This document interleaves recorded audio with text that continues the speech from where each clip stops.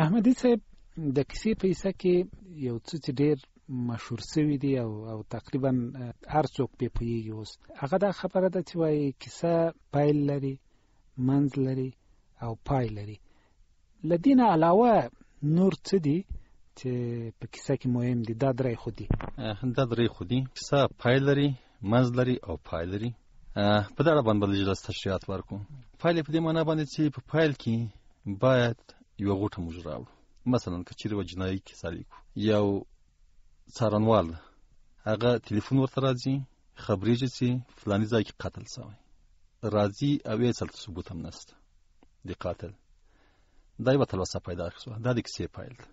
د کیسې منځ، د کیسې هغه منځ ده چې د څارنوال باید د کیسې په منځ کې تحقیق وکړي، په قاتل پسې وګرځي، شواهد پیدا کړي او هغه خپلې پوښتنې چې د قاتل پیدا کولو کې د سره پیدا شوي دي هغه باید یوه ځواب شي.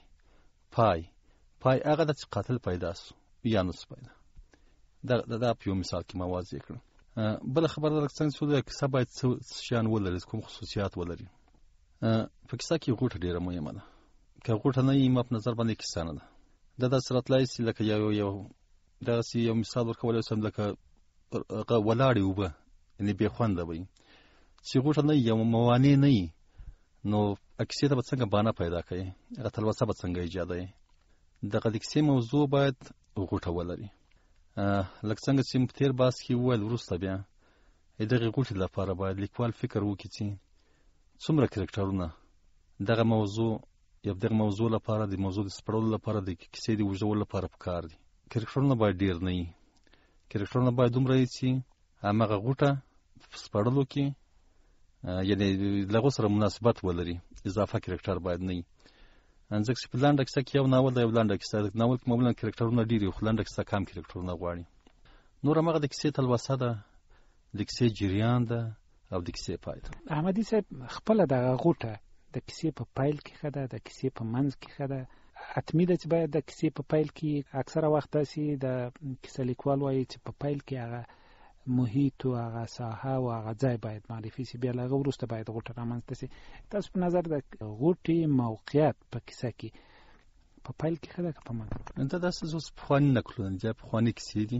لکه څنګه چې تاسو ولاړ به دغه موقعیت معلومېده، مکان و زمان معلومېده، لیکوال به غوښتل چې کرکټرونه معرفي کړي لوستونکو ته. وروسته دغه بیا ورو د غوټې یا د موانع خواته ورتلل، غوټه پیدا کېده او وروسته دغه بیا ورو د غوټه خلاصېده. خو اوسنی نه یوازې په پښتو ادبیاتو کې بلکې ځینې نورې کیسې چې ما نړیوال ادبیاتو لوستې دي، ژباړل شوې کیسې چې لوستې دي، هغوی اوس دې اړخ ته ډېر پام کوي چې غوټه یا موانع د کیسې په پیل کې راولي. مثلا بیرته به همغه پخواني مثال ته راوګرځو. د کیسې په پیل کې قتل شوی ده، څارنوال راغلی ده، هېڅ ثبوت هم نشته. دلته یو غوټه پیدا شوه. دغه د قاتل د پیدا کولو موضوع دا خپله یوه غوټه ده. وروسته بیا دوی څه کوي په دغسې موضوع کې؟ اول یې غوټه وتړله، غوټه یې کېښوده. وروسته بیا دوی همغه تشریحات ورکوي، کرکټرونه معرفي کوي، همغه مکان معرفي کوي، خو هغه غوټه ګوره په خپل ځای باندې پاته ده. بیا کیسه همدغسې تر پایه پورې رسېږي، قاتل به یا ونیول شي یا به ونه نیول شي. زه چې خپله کومې کیسې لیکم معمولا غوټه یا موانع د کیسې په پیل کې راوړم. دا خپله تلوسه ایجادوي. هغه کیسې ما په نظر باندې د لوستونکو زړه وایي چې وار له واره کوم کشش ونه لري، کومه تلوسه ونه لري. او که غوټه موږ د کیسې په پیل کې راولو، طبیعي خبره ده دا تلوسه پیدا کوي. احمدي صاحب له دې سره تړلی بل بحث خو د تلوسې ده. د تلوسې د ایجاد لپاره هغه تخنیکونه څه دي؟ فرضاً څنګه کولی شو چې په یوه کیسه کې تلوسه رامنځته کړو او دغه تلوسه بیا تر هغه وروستۍ شیبې پورې وپالو؟ یعنې هغه عمده تخنیکونه یې ستاسو په خیال څه دي؟ د ما په نظر باندې بیا همغه غوټې ته راځو. کله چې غوټه راغله د کیسې په پیل کې او د لوستونکي په ذهن کې پوښتنې راولاړې شوې، طبیعي خبره ده چې لوستونکی به دغه کیسه تر پای بیایي. مخکې مثال ورکړه، د قتل موضوع ده، جنایي پولیس ته راغلی ده، دی خپل هم نه پوهېږي، لوستونکي هم نه پوهېږي دغه قاتل څوک ده. دلته د لوستونکي په ذهن کې څو پوښتنې راولاړېږي. قاتل څوک ده؟ ولې وژل شوی؟ څنګه وژل شوی؟ چا وژلی؟ یا څه خاطر یې وژلی یا کېدای شي نورې پوښتنې د 4-5 خو ما یاد کړي. هغه لوستونکی مجبوره ده چې د خپلو پوښتنو د ځواب لپاره تر پای دغه کیسه ولولي. دا بیا د لیکوال په مهارت پورې اړه لري چې دغه پوښتنې په څه ترتیب پورې حل کړي. هغه کسان ما په نظر باندې تر ټولو بهتره دا ده چې دغه پوښتنې یوه حل شي، یعنې ورو ورو دغه د قاتل په موندلو پسې لټون وسي. هغه اورېدونکي لوستونکي باید دغه احساس وکړي چې یعنې دوی هم باید دغه د هغه څوک چې دغه دوسیه څېړي له هغوی سره ملګري، خو هغه عمومي پوښتنه باید پای ته پرېږدي. حتی تکړه لیکوالان داسې کوي چې په پیل کې هم تلوسه ایجاد کړه، وروسته بیا نورې تلوسې پکې پیدا کوي. مثال د خبرې که همدغه مثال راوړم، وروسته بیا دغه څارنوال له نورو مشکلاتو سره مخامخ کوي. دا په خپله پوښتنه پیدا کوي. که فرضاً یوه پوښتنه حل سي، بله پوښتنه راولاړوي، هغه پای ته د لوستونکو تلوسه لا پسې ډېرېږي. نو هغه اخري ګوټه چې ده یا هغه اخري تلوسه چې ده هغه پای کې سپړل کېږي. او کله چې تلوسه ختمه شوه، طبیعي خبره ده چې کیسه هم ختمه شوه. یو بل بحث چې کېږي د کیسو په حصه کې دغه تلوسه ده، او ځینې دغه تلوسه بیا په تصادفونو باندې ختمه کېږي. دا بیا یو رقم هغه څوک چې کیسه لولي هغه بیا داسې خوند نشي ځینې اخیستلی. یو مثال مې یو وخت چېرته لوستی و، وایي سړی ده دا بوټي کوي، په دې لاره کې ونې منې د یو ځنګل ده داسې دا په مخه ورځي، دلته بیا وایي زمری په مخه ورځي، دی وایي منډه واخلي ونې ته وخیږي. نو دلته دا د تلوسه وایي ایجاد شوه. اوس وایي په لیکوال پورې تړلې ده چې دغه زمری او دغه سړی چې ونې ته ختلی ده، دا به دوی څنګه به دا غوټه دی پرانیزي. وایي تکړه لیکوال منطقي لاره ورته پیدا کوي، او کمزوری لیکوال نو بیا منتظري، بیا به وریځ راځي او بیا په دې ونه باندې یو تندر لګېږي او بیا زمری به له منځه ځي، بیا به ونه به رالویږي او دا سړی به دغه کېږي راکته کېږي. کله کله د تلوسې ایجاد سي او پایله یې دغسې دا بیا منطقي هم نه وي او په سړي ښه هم نه لګېږي، او داسې لکه څوک چې په چا د ناپوه ګمان کوي.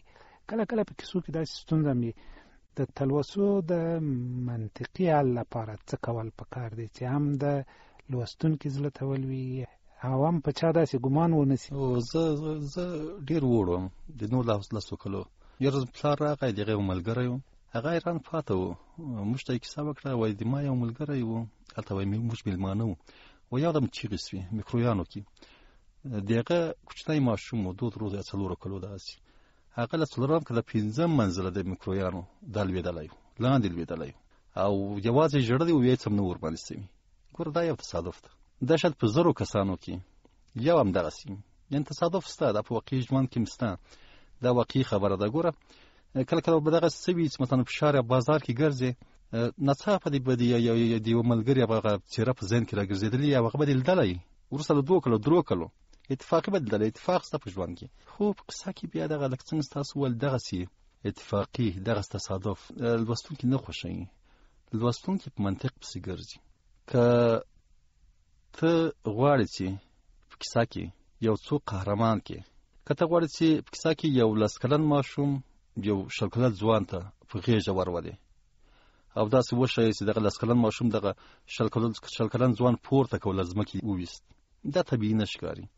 خو که ته دغسې منطق ورته جوړوې چې دغسې 10 کلن ماشوم 2 کاله نورم د پهلوانۍ کلب ته لاړ، زحمت یې وویست، زیار یې وویست، او هغه بل بیا په دې وخت کې ناروغه سو، مریض سو، ډېر په بده، هغه خپل تمرین ته دوام ورنه، او که بیا یې پورته کړ له ځمکې وویني، دا یو منطق ده، ځکه چې یو منطق دې ورته جوړ کړه. نو تاسو په خبرو په تایید سره د کیسې هره برخه منطق ته ضرورت لري. لوستونکی باید داسې پوه نه سي چې نه، د کیسې دا برخه له منطق لري خبره ده، او یا یې ته غوله یې، ته یې غلطه یې. نو منطق په کیسه کې واقعا ډېر ضرور ده. احمدي صاحب، خلاصه د دې بحث که راته ووایاستئ چې خپله دغه تلوسه څنګه رامنځته کولی سو، څنګه ایجادولی سو؟ زما په نظر باندې 3-4 لارې دي تلوسې لپاره. ما مخکې وویل هغه کیسه چې له پیله تلوسه ونه لري، په منځ کې تلوسه ونه لري، او حتی تر پایه پورې تلوسه ونه ساتل سي، لوستونکی ناامیده کېږي، هغه نه لولي. ګوره موږ تاسو په عادي ژوند کې په مثلا زیاتره هغه خبرې مثلا یو څوک ده په یو چا باندې زیری کوي یا ښه زیری یا خدای نخواسته بد زیری. مثال ورته وایي چې یو څوک پټیک کار کوي یو دهقان ده، یو بل څوک راځي ورته وایي چې زوی دې خدای نخواسته مړ شه. ګوره اوله خبره دې مرګ کوي. وروسته بیا دهقان هغه شاید فکر وکړي چې ولې په څه خاطر هغه خو ستا لا روغ جوړ. همدغسې په کیسه کې هم هر هغه څه چې مثلا د لوستونکي په ذهن کې پوښتنې راولاړې کړي که هغه موږ په پیل کې راوړو طبیعي خبره ده چې کیسه تلوسه پیدا کوي او لوستونکي تر پایه پورې لولي. کیسه موږ نه یوازې داسې مثلا دغسې یو هغه څه چې پوښتنې راولاړې دا په څو اړخونو باندې څو رقمونو باندې موږ راوستلی شو. مثال د خبرې د کیسې په پیل کې دوه متضاد نظرونه راوستلی شو. یو نفر وایي چې ته د دې غره څوکې ته نسې ختلی، بل ورته وایي چې شر تړم زه ختلی شوی. همدغه دوه جملې دوه ډیالوګ دوه نفرو همدغه دوه جملې لوستونکي ته یوه تلوسه پرېښودلی شي چې دغه نفر به د غره ته څوکې ته وخیږي که به ونه خیږي، ځکه چې یو شکي ده چې نسي ختلی، خدای وایي چې زه ختلی شم. یا فرض کړه د کیسې تلوسه همغه پایلې په تصویر باندې موږ هغه کولی شو، په یوه حادثه باندې په یوه پېښه باندې په یو تصویر باندې. مثال نجلۍ وه منډې یې وهلې، ټکری په غاړه کې پروت او په منډه کې به یې وارخطا شاته وکتل. که کیسه همدغسې پیل شي بیا هم هغه لوستونکی له ځان سره وایي څه کیسه ده دا نجلۍ ولې منډې وهي، ولې داسې په بد حال ده. یا بله خبره دا ده چې کیسه موږ یوازې په یوه پوښتنه باندې هم تلوسه ورکولی شو. یو څوک راځي مثلا یو چا ته وایي چې ته کوژده مه کوه ځکه چې ته 8 لکه ولور نسې پوره کولی، بس همدغه یوه خبره. خو هغه بل ورته وایي چې نه زه فلانۍ نجلۍ سره واده کوم، زه دا کوژده کوم. همدغسې مختلفې لارې دي د کیسې تلوسې لپاره چې موږ یې کارولی شو. یعنې هر هغه څه چې د لوستونکي په ذهن کې پوښتنې راولاړې کړي په دغسې یو څه پیلول او د کیسې تر پایه په منطقي ډول د هغه پالل دغه تلوسه ده او تلوسه ایجادولی شي. یعنې د داسې یوې موضوع طرح کول، د داسې یوې پوښتنې یا تصویر متضاد نظرونه دغه چې د کیسې په پیل کې راسي او په منطقي ډول تر پایه وپالل شي دغه تلوسه ایجادوي او تلوسه پکې پالله کېږي په کیسه کې او کیسه به تر پایه تر لوستونکو باندې لولي. ډېره زیاته مننه. تاسو هم ډېره مننه.